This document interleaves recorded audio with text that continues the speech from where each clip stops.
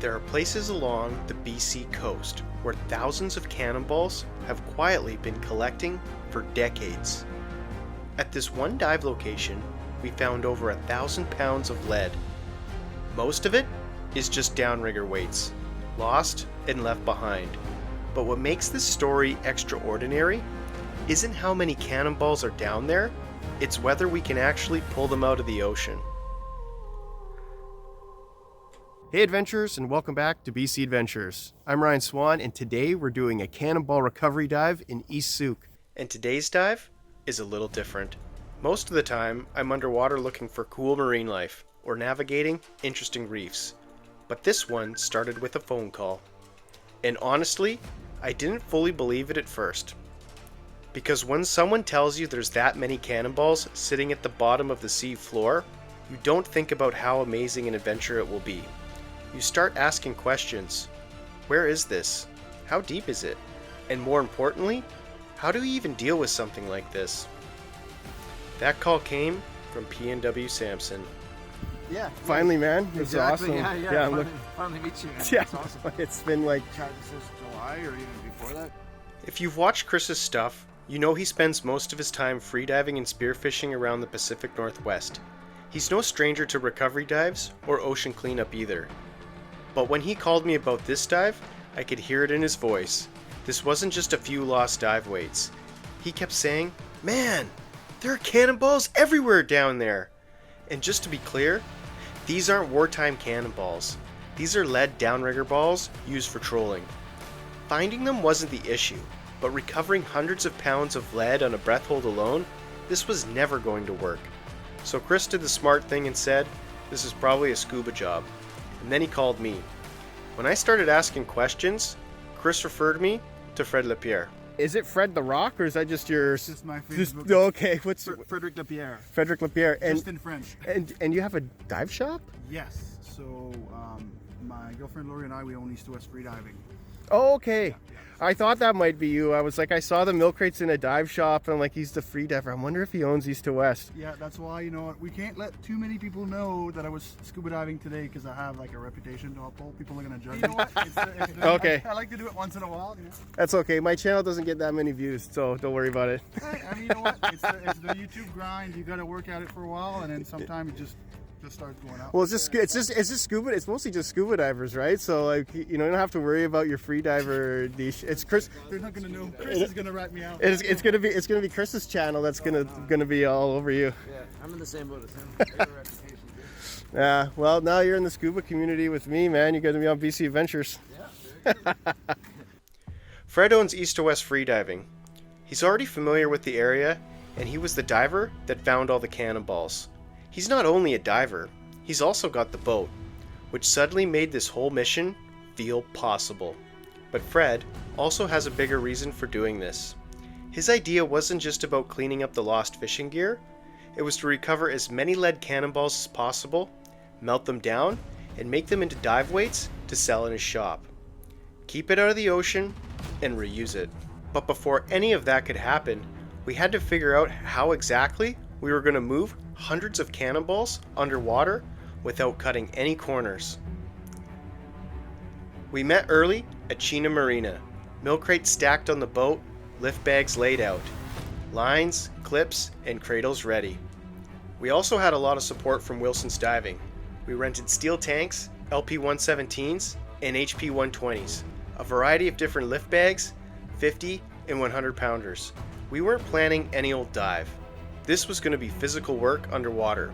We were going to be moving quickly, breathing harder, managing buoyancy, moving cannonballs, and inflating lift bags. Air consumption on a dive like this is a big deal. We headed out along East Sooke coastline, somewhere outside of Beecher Bay. No exact spot, just a stretch of reef where fishing boats pass again and again, where the bottom rises fast, downriggers crash, and the weights drop. But seeing that pattern on the surface doesn't prepare you for what's waiting below. We can see the ripples in the kelp, so we're not quite at slack yet, and it looks like it's flooding here, or maybe in a back eddy. Before we got in, we slowed it down.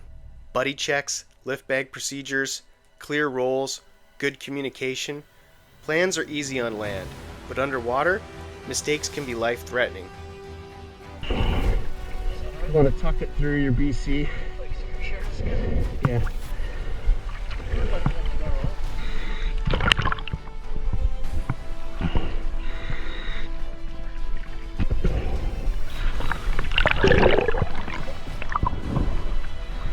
That's a lot of current.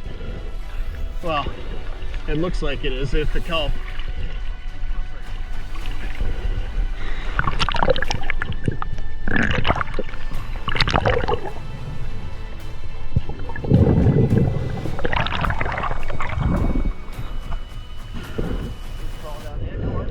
Yeah, we'll wait till Fred and then we'll crawl down.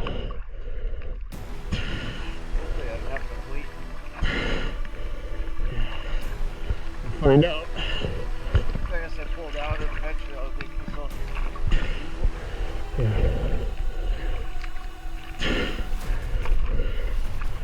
Okay.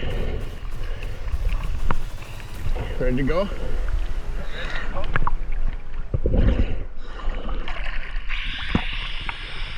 We dropped down the mooring line with our recovery gear in hand. We went right through a kelp forest. The anchor was about 20 feet deep. That depth mattered.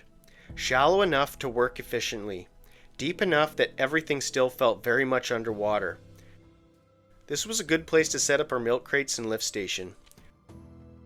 From here, everything would funnel back to one spot. But floating there, surrounded by the kelp and gear, it still wasn't clear just how much lead we were about to bring back. That realization came next. And almost immediately, we saw them. Cannonballs scattered across the bottom. Some half buried, some exposed, some already part of the reef. Chris and Fred hadn't exaggerated. This place was a graveyard. However, knowing as many as there are, and knowing how many you can realistically recover in a dive, are two very different things. The work starts slowly. You pick up one cannonball, and your buoyancy is instantly off. 10 pounds doesn't sound like much until it's pulling you down at depth, so you adapt. Sometimes you hop it along the bottom. Sometimes you inflate your BC, swim it back, and dump the air. But every adjustment costs something. More air, more effort, more time. The milk crates start filling faster than expected. At first, that feels good. Progress. However, it doesn't take long to realize the problem. Some crates are already too heavy to lift. So we stop, reassess. Do we keep collecting? Do we start lifting early? Do we move the pile closer? Each decision feels small, but underwater, small decisions stack up fast. Breathing gets heavier. Movements slow down. We check our gauges and check them again. But that's when we spot something, out of the corner of our eye. Flashers, down the reef, scattered everywhere, broken apart, stripped down, likely torn from downrigger weights they were once connected to. Once we knew what we were looking for, it was impossible to miss them. They were everywhere. And that's when it really sets in. This isn't about finding more lead. It's about managing what we already have. And while we were working through that, moving cannonballs, watching gauges, and making small decisions, it was worth stepping back for a moment, because dives like this don't just happen. They start with a mindset. And still the pile grows. Cannonball after cannonball, crate after crate, flasher after flasher. And now, there's no avoiding it. It's time to lift. Fred and I take turns on the lift bag. We were using a 100-pound bag. We brought a couple 50-pounders with us, but for simplicity, we decided to stick with one rig. One setup, one system, go big, or go home empty-handed. That also meant committing to it. A 100-pound lift bag needs roughly 100 pounds of air, and filling that takes time, especially when you're working hard. The milk crates were packed right to the top, so as the bag inflated, we had to stop, pull a few cannonballs out, and add a little more air. It wasn't a textbook lift, but it was controlled. The bag was cradled to the mooring line, so it couldn't run away from us. It wasn't going anywhere on its own. All we had to do was manage the rise up the line. Slowly, deliberately, one adjustment at a time. Bull kelp was everywhere.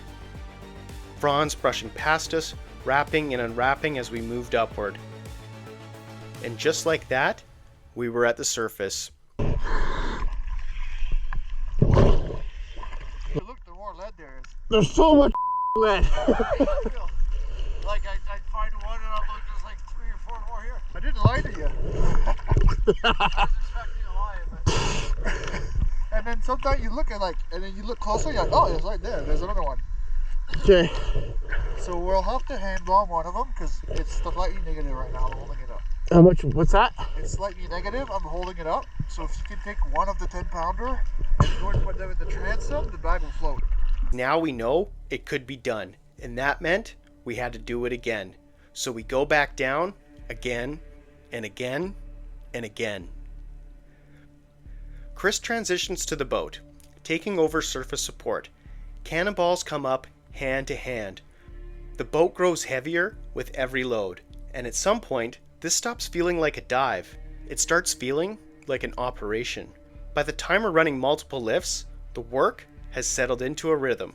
And while the lift bag keeps moving, what matters more is how we ended up here in the first place. So we got a good system here. Yeah, man. Yeah, it's working pretty good. I'm impressed whoever came up with that idea to float them up the ankle in. That's some good ingenuity and engineering. As the work continues, it becomes less about the mechanics and more about the mindset behind showing up to dives like this. And then, finally, the bottom is clear of everything we can safely recover. Fred swims in the last load. We surface tired, but satisfied. But I think there must be, because we got almost like a way to 1,000 pounds in 20 minutes with 3 guys. Yeah. So if it was that easy to get most of the way to 1,000 pounds, And what did we pull up last time? It was like 200, 250 pounds or something? I think it was when we counted like 250, 300. And Okay. there's at least that much more there. So like I think we probably got close to 600 pounds. Yeah. Collected. So there's got to be 10 plus thousand pounds there. It's a big pinnacle, and we only explored a tiny little area. It's the infinite lead hole. The honey Yeah. hole. Yeah, I mean, I was showing some people some video of that and Chris's video, and it's quite... people couldn't believe how much like cannonballs were there, just asking questions like, why are all these cannonballs here? And It's a really popular salmon spot. yeah, and obviously this, like, the way the pinnacle sits off here, it just catches everybody's fishing gear. Yeah, just a trap, a cannonball trap. Yeah. The boat turns back towards Beecher Bay. Quiet water, heavy gear. Back at Chena Marina we unload. Milk crates full of lead. Dive gear spread out. Piles of flashers, cannonballs, downriggers, and even a random crab trap. We never weighed it, but based on the crates and the number of lifts, we estimate around 700 pounds of lead recovered. And we know there's still more down there too. But for all of us, this was the biggest ocean recovery dive we've ever done. And yeah, we were pretty stoked. And completely exhausted. Huge thanks to PNW Samson and East West Freediving for finding the site and bringing the idea forward. This was a lot of fun, and I hope we can do more recovery missions in the future. And a big thank you to Wilson's Diving and Chris Blondo for hooking up the tanks and lift bags that made this adventure possible. This is what BC Adventures is about.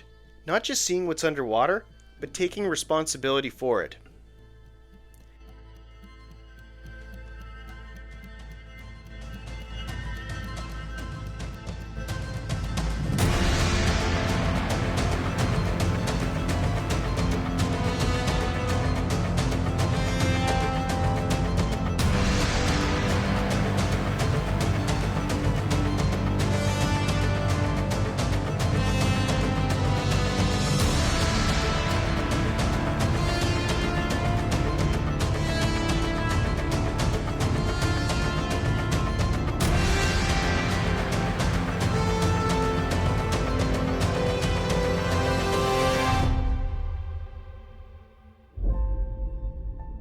And we'll see you next time on BC Adventures.